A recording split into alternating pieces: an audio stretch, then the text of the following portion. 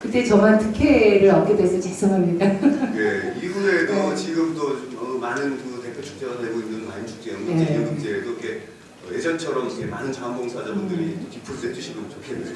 그래서 근데 사실 저희도 이제 지속할 생각을 사실 그래서 굉장히 오랫동안 했었어요. 근데 어느 날 이제 이렇게 자원봉사가 막 활성화되면서 오히려 이렇게 조직적인 자원봉사, 의무적인 자원봉사에 의해서 저희 민간에 이렇게 조직적이지 않고 어수선한 그 자원봉사자들은 뒤로 물러났던 것 같아요. 그래서 지금은 그렇게 못하고 있습니다. 지금 민간에서 시민들이 참여하는 게 굉장히 제일 중요한데요. 그 다음에 좀 재밌는 이력이 있으세요? 건축사시더라고요. 네, 건축사시고 또 건축을 하시고 또 사업도 하셨었고.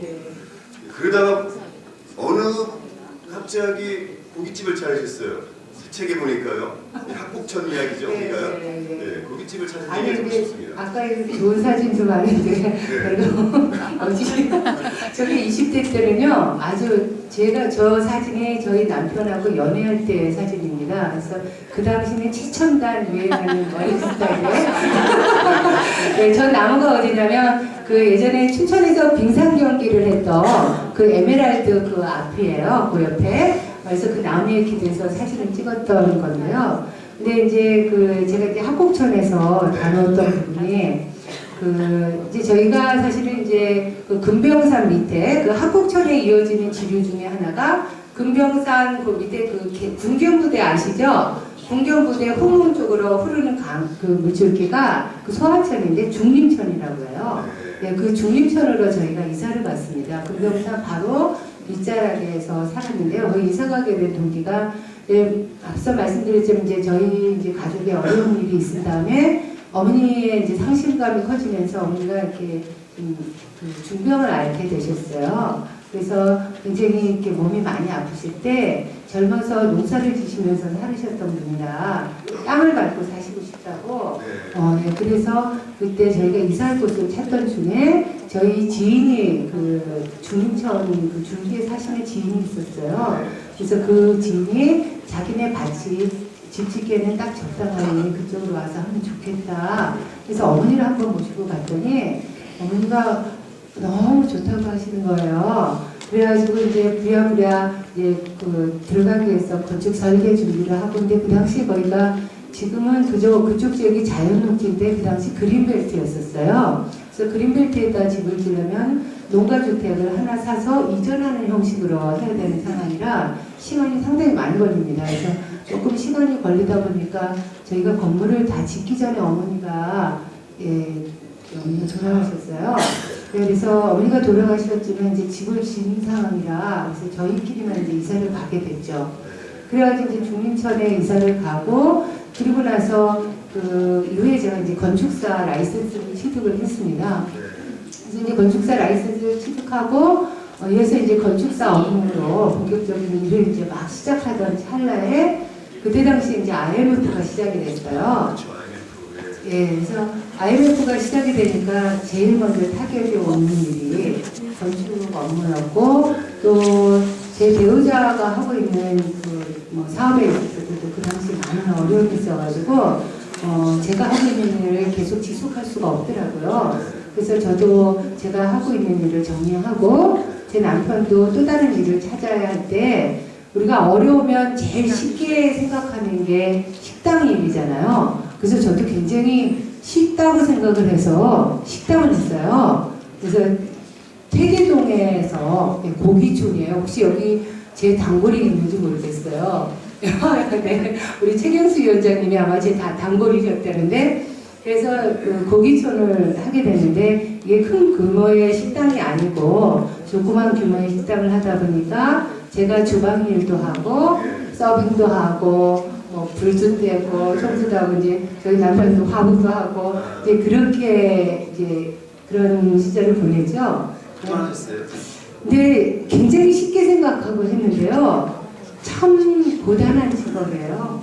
많이 고단하고 그리고 또 감정적인 노동이 굉장히 세요. 그래서 그 손님들이 왕이다라는 말들을 흔히 사람들이 많이 하는데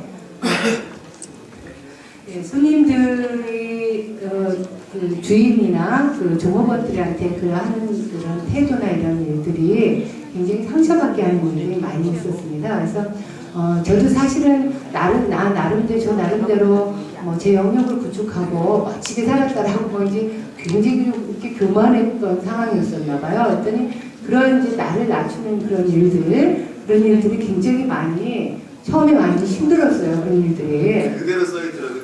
처음으로 펑펑 울었다라고 써있더라고요. 아니 어느 날 어떤 손님이 왔는데 매실로 만든 술이 뭐죠? 설모모 매있잖아요. 그거를 시키시는 거예요. 그래서 그거를 갖다 주고 일반적인 소주잔을 갖다 드렸더니 그분 말씀이 아니 당신은 이거에 먹는 별도의 잔도 모르냐고 그러면서 저를 막 이렇게 하대하면서 이렇게 무시하는 태도를 막 보이면서 그 앞에서 저를 막 꾸지람을 하시는 거예요. 그래서 아 죄송하다 손님, 제가 다음에 손님이 오면 손님을 위해서 미리 준비를 잘 해놓겠습니다. 이제 그러고를 했는데 그날 저녁에 집에 가도 굉장히 속이 상한 거예요. 그냥 자연스럽게 받아들이면 되는데 제 마음이 속상한 그 자체가 더 속상한 거예요. 그래가지고 그날 저녁에 뭐 제가 이제 책에도 그랬지만 막 펑펑 울고 그런 제 자신이 굉장히 화가 나더라고요. 그래서 그 다음날부터 제가 저를 버렸어요. 정말 그리고 나니까 손님들이 어떻게 해도 다 받아들여지는 거예요. 그리고 감사한 거예요. 손님들 쳐다보면 이렇게 좌식이 있는 식당이니까 서서 이렇게 맞으면 손님 눈높이하고 맞지 않잖아요. 그러면 그럴 때는 무릎 꿇고 앉아서 손님한테 접대를 하고 이제 그런 동안 2년 동안 굉장히 나름대로 고객 많이 확보했습니다. 열심히 했더니. 그래도 아직 매실주는 안 드시겠네요. 별로 아니야. 그리고 나서 또 바로 준비하셔가지고 또 대학원을 또 그게 있었어요. 예, 그래서 이제 그렇게 음식점을 한 1년 정도 하다 보니까 제가 이렇게 많이 도태되는 것 같아요. 아침서부터 밤 11시, 밤 12시까지 하루 종일 생각하는 이제 식당 업무고 그 안에서의 이제 일만 하다 보니까 내가 앞으로 나아갈 때 이제 뭔가 다시 준비를 하지 않으면 다시 못할 것 같아요. 그래서 우리 지도 교수님을 찾아갔어요. 대학에. 이제 강대 건축공학과를 졸업을 했는데 교수님을 찾아뵙고 제가 공부를 좀 더 하려고 합니다. 저 대학원을 가려고 하는데 산업대학원, 일반 대학원 선생님 저 받아주세요 그랬더니 일반 대학원은 파트타임을 안 한다는 거예요. 풀타임으로 해서 아침부터 와서 연구실에서 일도 하고 공부도 하고 이래야 받아주지 안 받아주신다는 거예요. 그래서 선생님 그럼 제가 풀타임 하겠다. 그래서 그날부터 아침 8시면 학교를 가고 저녁 5시한테 조건을 건 게 선생님 저는 돈을 벌어야 돼요. 그러니까 5시에는 가겠습니다. 그리고 나머지는 제가 채워올게요 선생님. 예, 그래가지고 이제 아침부터 저녁까지는 학교에서 그리고 이제 식당에서 저녁에 와서 밤늦게까지 식당 일을 하고 집에 들어가면 다시 리포터 작업하고 이렇게 해서 1년을 넘게 이제 그렇게 또 했죠. 고생하셨네요. 그리고 나서 이제 좀 진도를 나가가지고요. 갑자기 시의원님 되셨어요. 또 그것도 그냥이 아니라 그 최초의 지역구 당선자로서 또 재선까지 하셨는데 의원님으로서 한번 샀던 경험 얘기 잠깐 들어볼까요?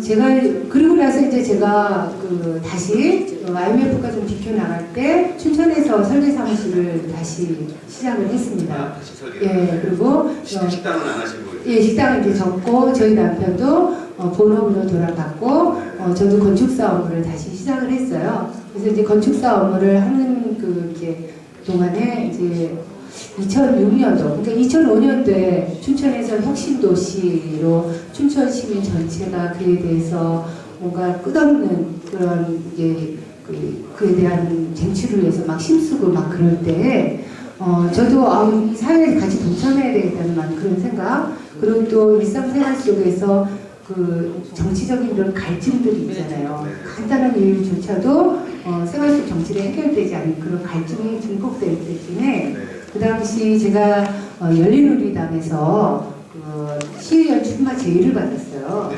그랬을 때 제가 이제 그 제의를 받고 첫 도전을 했고 다행히 이제 그때 당시에 첫 도전을 해서 이제 당선이 돼서 지금까지 의원으로 일을 하고 있습니다.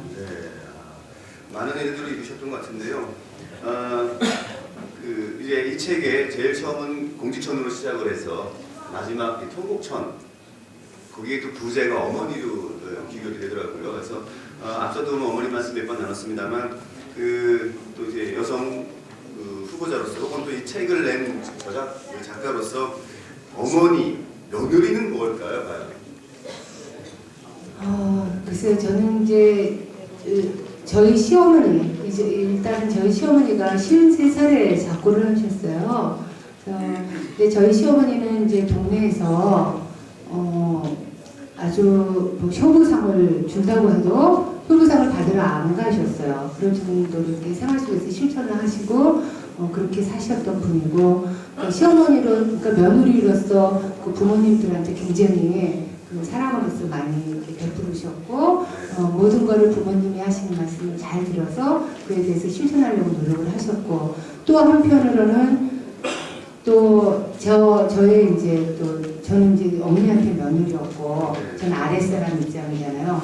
그런 그 맏며느리셨던 어머니가 아랫사람인 저한테는 한없는 사랑을 베푸셨어요. 그래서 사실 어머니가, 저는 이제 결혼해서 어머니하고 같이 있었던 시간은 적었지만 20살 때부터 연애를 하면서 이제 시댁을 드나들다 보니까 굉장히 오랫동안 어머니하고 함께 했던 시간이 있었는데, 어머니가 돌아가시는 그 순간까지도 한 번도 저한테 이렇게 찡그리는 얼굴을 보여주신 적도 없고, 마음이 불편한 얘기를 어머니가 전해주신 적도 없고, 그러면서도 굉장히 지혜롭게 여러 가지 저한테 지혜의 말씀도 많이 해주시고 그랬었어요. 그래서 이제 그런 어머니상, 그런 맏며느리상, 그런 부분들이 저한테는 늘 이렇게 그려지고 있습니다. 그런데 이제 그런 영향들을 이제 얼굴이 이제 다 되시겠네요.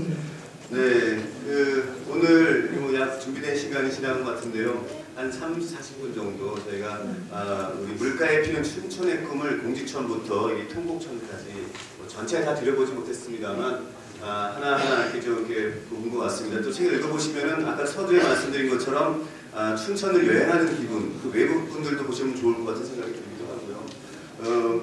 마지막으로 어떤 저자로서 하실 말씀 혹시 있으시나요? 네, 뭐 이제 이렇게 끝으로 지금 여기 사진이 하나 있는데요. 이게 제가 초등학교 1학년 때 춘천 초등학교 입학하는 날입니다. 근데 이 자리에 사실은 그 옆에 계신 어머니가 몸이 많이 아프셔요. 작년에 뇌경색으로 쓰러지셔서 아직 자리에서 일어나지 못하세요. 그래서 저희 어머니는 사실 어머니 스스로가 장돌뱅이라고 하시는 것처럼 그 시골 장에서 곡물을 사다가 시내에다 팔고 도매도 하고 소매도 하고 오랫동안 그 통곡천 옆에 망다니에서 사셨어요. 망다니에서 태어나서 시집을 오신 어머니인데 저희 사남매를 어머니가 다 키우셨어요. 그리고 그 와중에도 어머니가 늘 시간이 나면은 그 동네 이제 30년 전에 뭐 거의 40년 전에 반장인데 지금도 반장이세요. 그럴 정도로 지역에서 열심히 활동하시고 그러면서도 어머니가 늘 자유롭게 저희들한테 해주셨던 어머니인데, 함께하지 못하는 어머니께 제가 이 자리에서 어떤 역할을 할 수 있도록 그 힘을 만들어주신 저희 어머니께 정말 사랑합니다, 힘내세요 하고 말씀을 드리고 싶습니다. 네.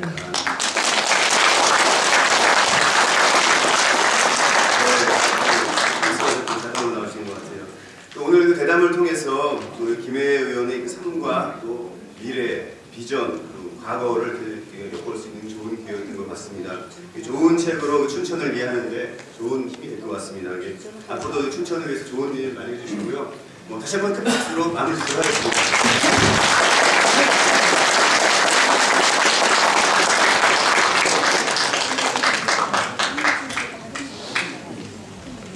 예. 잘 들리시죠?